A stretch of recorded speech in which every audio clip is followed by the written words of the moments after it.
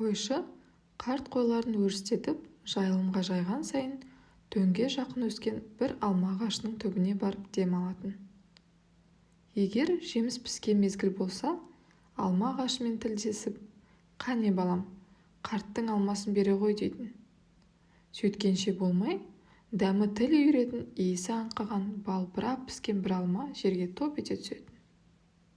Қарт болса, кішкене бәкісімен әлгі алманы асықпай тілімдеп кесіп, өзімен бірге ала келген торсығындағы айранымен қоса сәл жүрек жалғағаннан кейін әкесінен қалған құранын баппен қолға алып жайлап оқи бастайтын.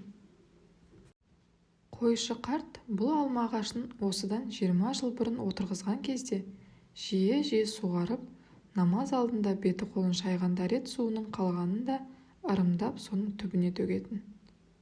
Қарт жүзін шайған сол судың шарапаты тиді ме, әйтеуір алма ағашының тамыры тез жан алып, аз уақытта-ақ бой көтеріп, жеміс бере бастады. Қойшы қарт ол кезде жас болғандықтан қай әдемі алмаға көзі түспесін, сәл ұмсынып қол созғаны жетіп жатыр еді. Алайда одан бергі қаншама жыл ішінде қарттың бойы аласарып, белі бүгілді. Ал алма ағашының бойы керісінше барынша биіктеп, шынар ағашындай жайқалып кеткенді. Бірақ алма ағашы қанша жайқалып өскенімен, мәпелеп өсірген баланың аты бала емес пе? Оны баласындай көретін қарт, ағаш бұтақтарын алақанымен жай ғана сипап тұрып, «Қане балам» дейтін. «Бүгінгі несібемді түсіре ғой». Айтқанындай, көп пәлсінбестен бір алма түсуші еді. Бұл көрініс дәл осы қалпында бірнеше жылдан бері қайталанып келе жатқанды.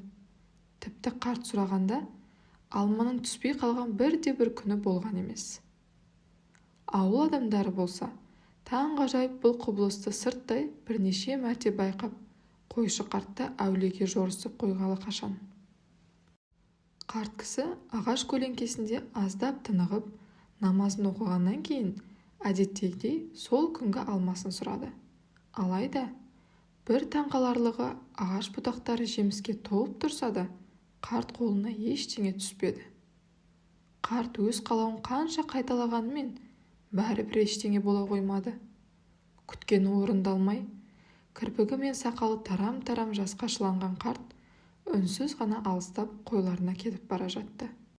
Жеміс бергелі баласы қарт көңілін еш қалдырып көрген емес еді. Мәпелеп өсірген баласына дәл осы жолы қатты ренжіді.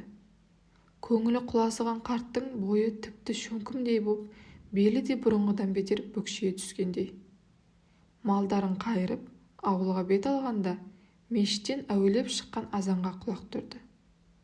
Азан өте бір ерекше әуезді үнмен оқылып жатқандай. Тіпті астарынан қуанышта сезілетін секілді. Бірден іркіліп, бойын жинап ала қойды. Қарт байғұс өмірге қайта келгендей күй кешті. Өйткені есіне бір нәрсе түскен еді. Бұл жолы көзіне қуаныштан жас алып, балаша мәз болған қарт әлгіндегі алма ағашына жеткенше асықты.